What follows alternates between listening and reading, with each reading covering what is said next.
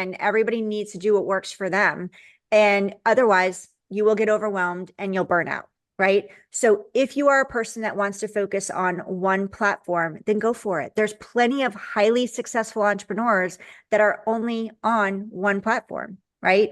And then what you can do is once you hone in that platform, especially if you're a solopreneur and you don't have help yet, you're not building team, then focus on that one platform, but make sure you're focusing on the platform that your people are at. Like, don't choose Facebook if you're working with, corporate executives. You want to be on LinkedIn. So make sure that you are choosing the platform that's best for you in order to reach your ideal client.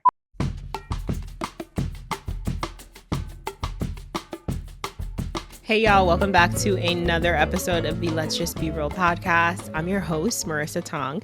Thank you so much for tuning into another episode this week. I hope that you guys are having a beautiful week. And with the month of September comes new goals, new priorities, new habits. So I hope that you're starting to think about what you want to change, what you want to call in for fall, who you're becoming, some things that you need to let go of. If you want to go back and listen to past episodes that we had this summer, we actually had a full entrepreneurship series. So if you want to go back and check out those episodes, we talked all things entrepreneurship, becoming a boss babe, starting your own business, becoming a podcaster, all that good stuff. So if you're interested, definitely go back and listen up, because in today's episode, we're sitting down with Heidi Schalk.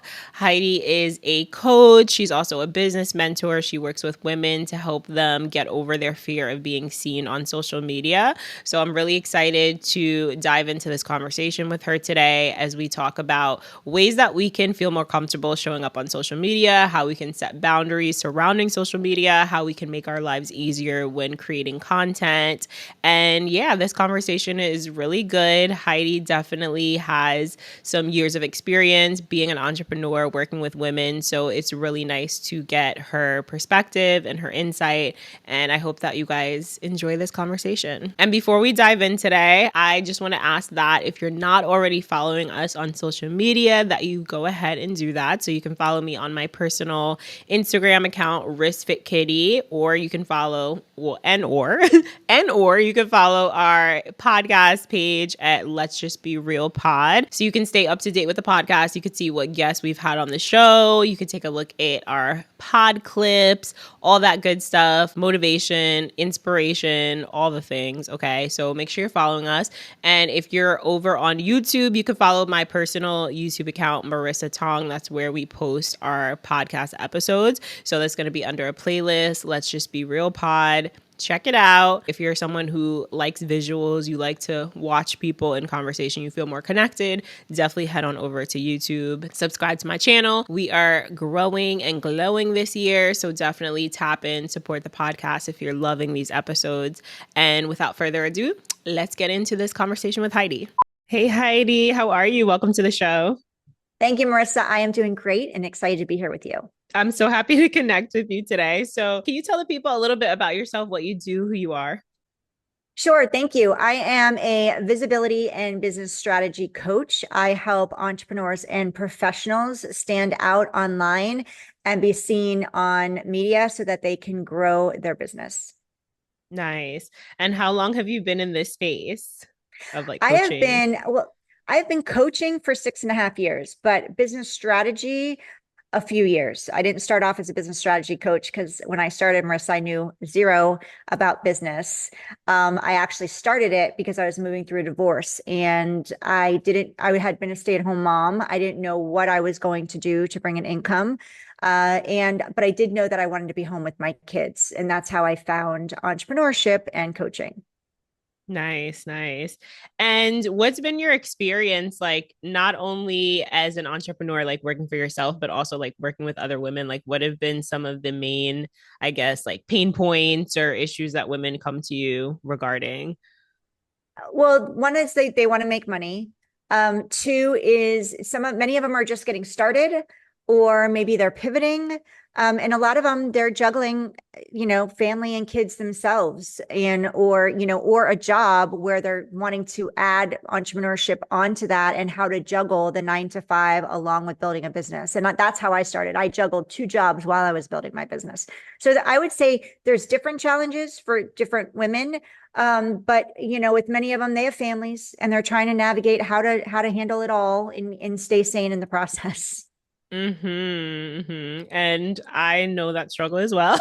Like I have always had multiple jobs. I've always been juggling, and this is my first year in like full entrepreneurship, and it's been, That's awesome. it's been great. Also challenging, but Uh, what isn't challenging, right? What part of business right. isn't challenging? So it's been Exactly. great. Yeah. So something I want to talk about today is the fear of being seen, right? I Mm. think you're really good with speaking about those topics, like based on, your social media, podcast conversations, right? So just fear of being seen. I think right now, like in this age of social media, it's kind of necessary for business owners, right, and entrepreneurs to show up and to put themselves out there. And I think not everybody feels like it's natural for them, right? It doesn't. I mean, it's really not natural to have just like a camera, around you all the time, or just to have Right. your face out there all the time. But what are some ways or some tips that you give your clients when it comes to like, them being seen or having this fear surrounding it? Yeah, I think you're right for many people, and that's a big challenge for the people I work with too, is, you know, putting content out there, having that content available, but also not wanting to be tied to it all the time, like really wanting to have that separation of life and business. And as you shared in this virtual landscape, it's not an option, it's a necessity. If you want to be an entrepreneur in the virtual space, which whether you have a brick and mortar company or not, you still need to be on social now, because now many people will go there to check you out before they'll work with you. And if you're not online, that kind of lessens credibility in many people's eyes. So having that online presence is important, and being able to capture content that is not only business 100% of the time, but also brings in part of who you are and your personal brand, along with keeping that privacy, is definitely a juggling act, right? Because some people are like, I don't want to put my kids online, I don't want to do, and I'm like, that's fine, you don't have to. But people do need to connect with who you are, and let's tap into other things besides that you don't want to show. But yeah, it is a juggling act. And I'll admit, I don't like to be out to dinner and go, hey, take a picture of me with my glass of wine or eating my dinner. And not everybody that I know wants to be part of that. They're not all into social media, because they're not all entrepreneurs in the online space. So it'd be awkward for me to say, hey, can you grab my phone and take a photo of me? Right. Right. I tell my entrepreneurs is, you know, it's a necessity. We do need to have photos. We do need to have video. And I'm a big proponent of batching. So when you are doing content, then there's times where you can batch. If you're doing short videos or reels or preparing content for like YouTube and your video content, then do it in batches where you take a day or you take so many hours and you knock out a bunch of that content. So you don't feel like I have to be on every day, right? I have to put my face on, I have to do that. And not to say you have to show up looking perfect all the time, but you want to feel good about yourself when you're doing it. So whatever that is for you. Um, so I think batching is a great way of being able to balance that, not always feeling like you're creating content, and you can have that life too. Does that make sense? Does that answer your question? Yeah, yeah. I think that's a great tip. And it takes, like you said, it takes a little bit of pressure off people to not feel like, oh my God, every single day I have to, record everything. And also, too, like when we talk about time management, that's a good way to manage your time to really get it all done, whether it's an hour, 2 hours, 3 hours, I think that's a great way. Yeah, So even absolutely. And I didn't tap into the fear, but when it comes to the fear of being seen, and everybody's level of fear is different. I had a huge fear of being seen when I started. That was one thing that held me back in my business. Like just to hit the live button, I couldn't do it. And I won't go dive into that deep into that story, but luckily for me, I had someone that noticed that and called me forward and pushed me out of my comfort zone. And it was the worst live you'll ever see. I was bawling my eyes out. Like it was ugly, but it helped me realize that how supportive people are, because after I did that live stream, I went to bed with a migraine. It was horrific. I felt like I was going to die, but the next morning I woke up to a lot of support. So when it comes to moving through a fear, actually like sharing it, letting people know, hey, I'm really nervous, but this is this is what I'm working towards. And this is my next step to getting there. People love that, especially in the virtual space, because people show up looking so perfect all the time. And it's very highly curated these days that when you show up and you're just open and honest and vulnerable, people are like, wow. They connect with you on a totally other level, because a lot of people, most people aren't doing that. So if you do have a fear of being seen and you're having trouble hitting that live button or recording the video, you can actually say that, hey, you know what? I'm on now and I'm really scared. And you don't even say I'm really scared. It took me 10 minutes to hit this button, but I'm doing it because I made a promise to myself that I'm going to step out of my comfort zone today. You be amazed at how many people are going to cheer you on and go, oh my gosh, you're such an inspiration. You know what? I've been holding back by not doing this because I've been scared to do it. And you've inspired me to take a step forward.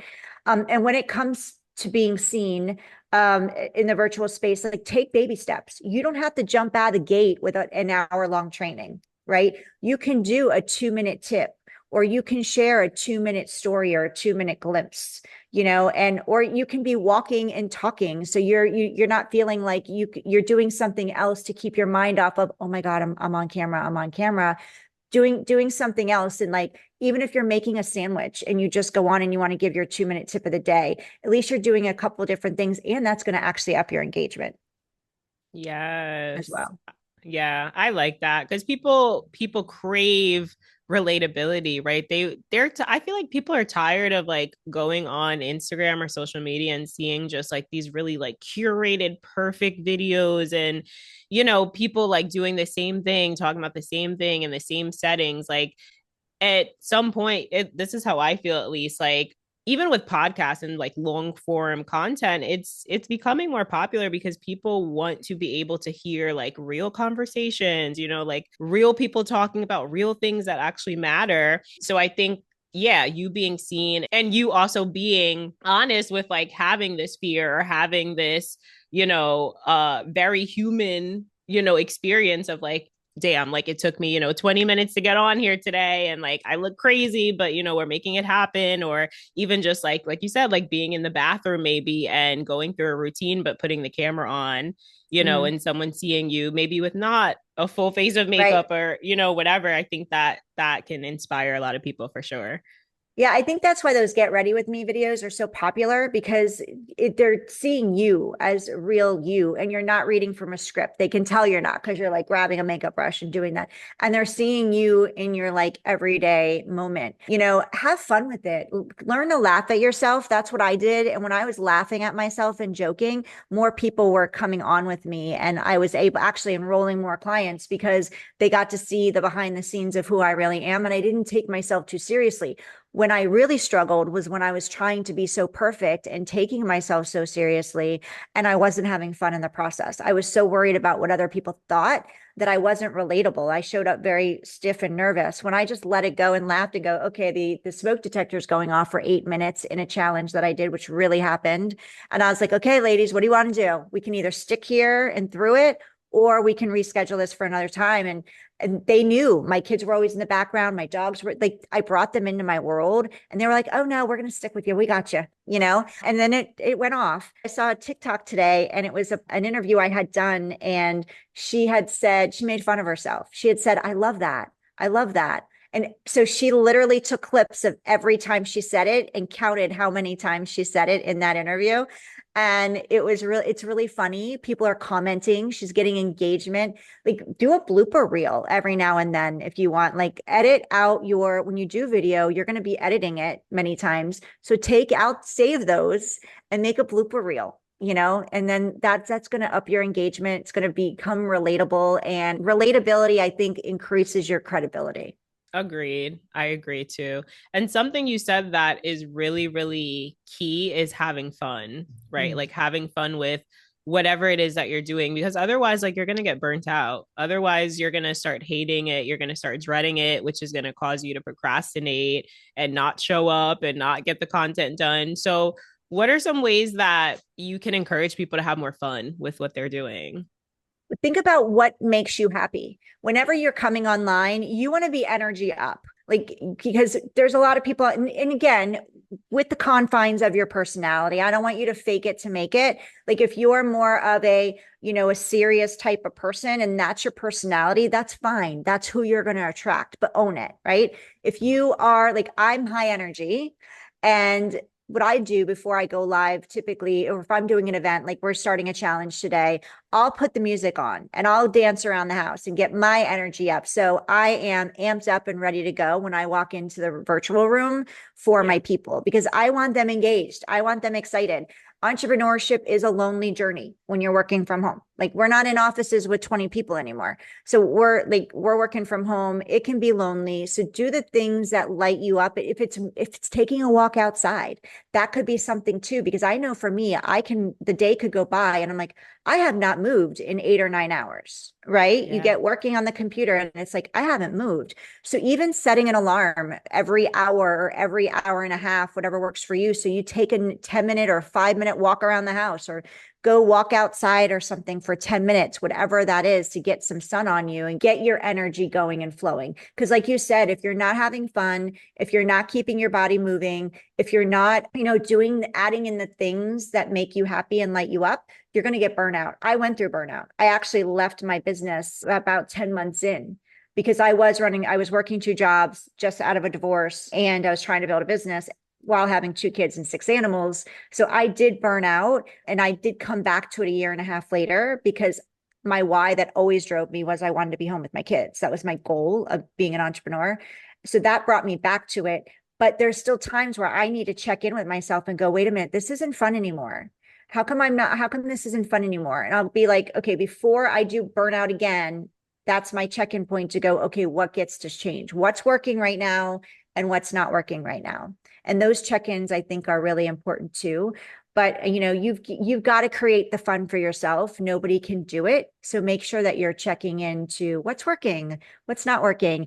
I just, for example, just changed my offer. We just revamped the offer and somewhat of who we're working with. We kind of expanded it, and I'm so lit up with it, because I was like moving into, okay, what's not working right now and what's working. And one of the things was, I want to do something a little different with the offer in order to help more people and fill a gap in a certain way. And sometimes that's what you need to do inside of your business. Revisit what's working, what's not working, and maybe who you're working with or what you're doing. And, as far as the format of how you're serving your clients doesn't light you up anymore. And that's okay. Yes, yes. And also having that realization that we as humans are always changing, right? Like, we're always changing. So sometimes that means that things in our business should also change, like the things that we started 5 years ago might not work for us now in this season of our lives. So being honest with ourselves, like, I'm not even really into this anymore. Like, why am I still doing this? And I think sometimes, like, as entrepreneurs too, we fear that people are going to stop supporting us or stop showing up, or stop buying the offer because we changed something, or we're not offering that anymore. And a lot of the times, like, we have to realize, okay, well, that leaves opportunity for new people now to come in who, like, do want to take part in whatever it is that you're offering, right? Right. And some of those people will evolve with you, right? Your business is always evolving. I started off in the health and wellness space. Then I moved to personal development and goal setting with women. Now I'm in business strategy and visibility. And I niched into visibility because that's my story, the fear of being seen. And it lights me up. I love helping entrepreneurs shine. And there's different ways to help them shine: media, social media, their content, and really honing in, what makes them different than everybody else. That's what makes me happy. And so it's really important to bring the joy and the fun into your business, that you're really doing what makes you happy. And I'm not saying that you're not going to have a day where you're like, why am I doing this? You know what? Oh, Heidi said this, it's time to pivot. No, you get to look at, is it a one-day thing? And are you having a moment? Or is this really where, okay, it's now time to evolve? And not saying I'm completely changing everything, but maybe you're just making a small tweak into a new evolution. And as people were growing, and as you were, and especially in entrepreneurship, you need to constantly be growing. I mean, that's pretty much the purpose of entrepreneurship. It's that you're always evaluating and tweaking and growing. Your business is going to grow as well. So I always tell entrepreneurs, where you are today, let's not get fixated like, well, what if this doesn't work 5 years? Just let's focus on today. Let's get you successful today and just enjoy the journey and the process, because chances are your business is going to grow and evolve, whether you're still doing what you're doing. Now we're going to start adding teams, or it may look completely different in 5 years. Maybe you're touring the country and speaking on stages versus helping clients in the way you're doing now. But right now, let's focus on where you are. Let's get you income and revenue and grow your business and enjoy the process. Yes, I love that. That's really good. Really good advice, solid advice. I want to pivot a little bit and talk a little bit more about social media and the pressure maybe to show up on multiple platforms where some people might not feel comfortable with doing that, or they feel like, they can only focus on one platform at a time, whether that's just Instagram, whether that's just YouTube, whether that's just TikTok. How do you feel about that, like focusing in and narrowing it down to one platform versus like all of them? I think it's great if that's what you want. And everybody needs to do what works for them. And otherwise, you will get overwhelmed and you'll burn out, right? So if you are a person that wants to focus on one platform, then go for it. There's plenty of highly successful entrepreneurs that are only on one platform, right? And then what you can do is, once you hone in that platform, especially if you're a solopreneur and you don't have help yet, you're not building team, then focus on that one platform, but make sure you're focusing on the platform that your people are at. Like, don't choose Facebook if you're working with, corporate executives. You want to be on LinkedIn. So make sure that you are choosing the platform that's best for you in order to reach your ideal client. Once you are bringing revenue in and you're consistent with that and you're building that platform and you're successful, then that's a great time to bring in an assistant or a social media marketer and say, okay, I need help with the other platforms. And then they can start helping you manage and add to the other platforms. That would be my suggestion and way to do it. But if that's what you want, go for it. Don't think that, because, this person's on 5 platforms, that you need that to have social media dominance. You don't. Is it great? Yes, because the way the algorithm works and the way the social media platforms work, unfortunately, you're getting a very small percentage of people seeing you. But the more consistent you can put out content, the more that you're going to be getting in front of those people. I'd rather you spend time creating consistent content for one platform than creating sporadic content on every platform. Yeah. Yeah. And what would you say for people who are anti, because now we have all these faceless accounts. I don't know if you've seen them, but we have, I guess it depends what what industry you're in, what you're trying to sell or market. I think sometimes with products, that's a little bit easier. But what about people who are like, I don't want to show my face at all, like maybe just my voice, or maybe just like a picture every now and then, or just some quotes on my page? Like, what do you say to those people who are like, I just can't get down with showing my face? Well, it depends on what your goal is. Who's your target market? What are you selling? Right. And so if you're looking to serve coaches, for example, then you're going to need to show your face because they need to connect with you. If you're selling services online, it's really important, unless you have a ton of social proof and that's what you're relying on, just social proof to sell. But at the end of the day, they still need to know who you are. They still need to see your face. They still need to hear your voice. So again, it's what is your goal and who's your target market and what is your product or service that you're selling. Again, if you are selling a product, then maybe the product is what they're buying. They don't need to know. Like, if I'm buying a washer or dryer, I don't need to know the person who's selling it on the other end of it. I need to make sure that washer and dryer is going to fit my needs. Right.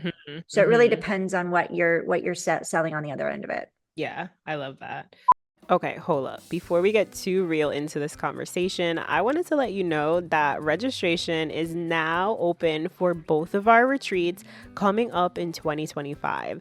We are going back to Arizona. Yup, back to where it started, baby. We're heading to Sedona in Scottsdale for 4 nights, 5 days to heal, to meditate, to ground ourselves, to have a deeper connection with ourselves. This is going to be a completely transformative experience. Join us for the Phoenix Rising Retreat from March 13th to the 17th, 2025. This is going to be amazing. If you've been asking about our first domestic retreat of 2025, well, this is it. We literally just opened registration. So reserve your spot. It's going to be freaking amazing. You can find all of our details on our website. And don't forget the Goddess Retreat in Greece. We're heading to Mykonos and the beautiful hidden gem Andros for 7 days, 6 nights from May 7th to the 13th. This is going to be an amazing experience if you're looking to connect with your feminine energy, if you're looking to soften, if you're looking to heal, if you're looking to really have a deeper connection with women and community and nature, and to really just soak in all that Greek goddess energy. So if you're interested and you're looking to take some time for yourself and start 2025 by putting yourself first and prioritizing your mental health, your self-care, your spirituality, your connection with yourself, then I invite you to register for our retreat. The only thing that's required to book is a deposit, and then you can make monthly payment arrangements up until January and February for the retreat. So any questions, feel free to hit us up at Real Hot Retreats on Instagram. Take a look at our previous retreats, see if you're feeling out the vibes. So Heidi, how do you handle setting boundaries with social media? Like either taking breaks for yourself, cleansing, just like cleansing your mind from social media, scrolling time. Like, I think that's a big problem that a lot of people have when it comes to social media, like just the time spent, or consuming too much, feeling like they're on it for a purpose, like they're going on for a reason, like I'm here to post. And then 1 hour later, it's like they didn't even post anything. They're just scrolling. So like, how do you set boundaries, or how do you suggest like the best way to navigate that? That's a great question. And I think that's happened for all of us at one point or another. And I think just the more you're doing your business and growing your business, the more you're realizing how much time you're spending on scrolling and not scrolling. I'm hardly on social media, and and people tell me they see me everywhere, but I also have an assistant that does most of my posting. I'll create the content and she does all the posting. And then I'll go in, if I get notified, I'll go in and respond to comments. So I don't do a lot, because I will, like on Facebook, for example, those reels are right there. And I love animals. So when I see a dog reel, I'm in. Like if I see a cute animal reel, I'm in. And then all of a sudden 10 minutes goes by and I'm like, okay, what did that get me? Like I saw cute animals, but that's the maximum I'll do. And then I'm like, okay, that was my 10 minutes. So really being conscious of what you are doing in the moment. Right. So in having a clear plan for the day, what is my goal for today to accomplish? And how do I make sure that I complete that? Right. So sometimes we'll create a list of 15 things, and then just looking at the 15 things is overwhelming and we already feel like we failed for the day. So really just focusing on 1 or 2 things that you're completing that day and get those done.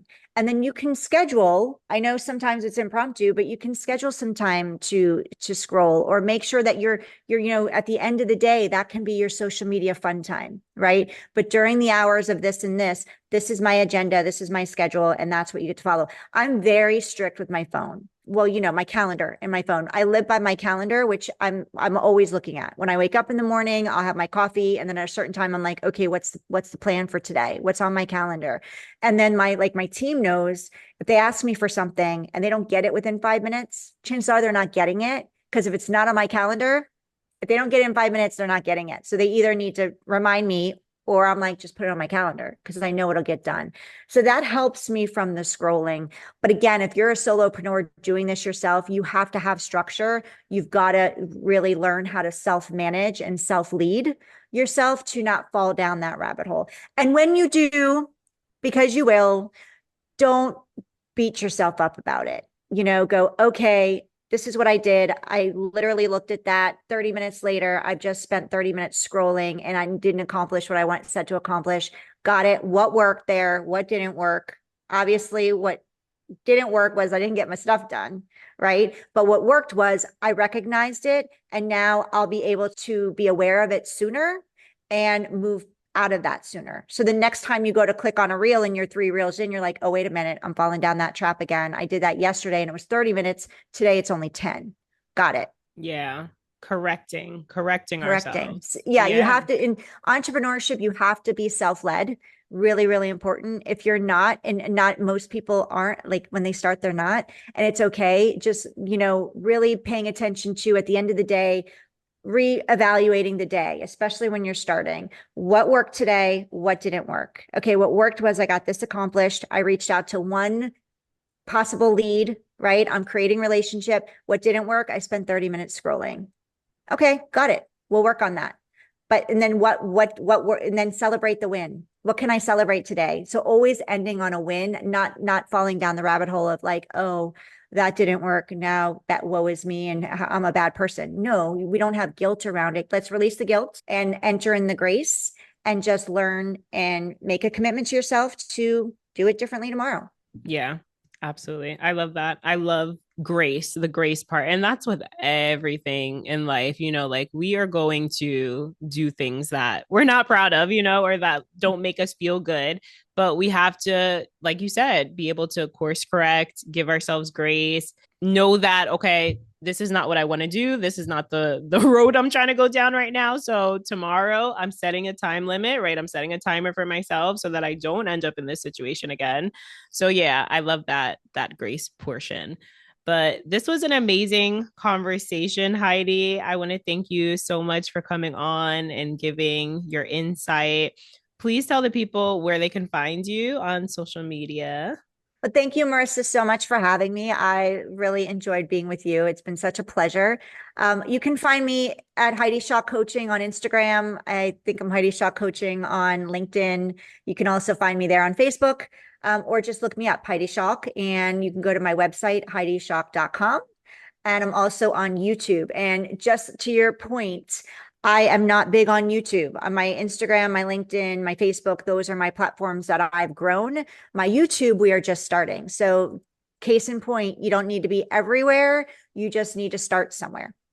Yes. And you don't need to be everywhere at one particular time, right? Like exactly. there's time. I feel like YouTube has been around for so long. It's not going anywhere. There's so much time, and it's a great platform to, like, YouTube has been one of the things that I've stuck with over the years, and it's a slow climb. So, the growth of there is really, it's slow, it's great, it's progressive, but as long as you're sticking with it, you'll do great.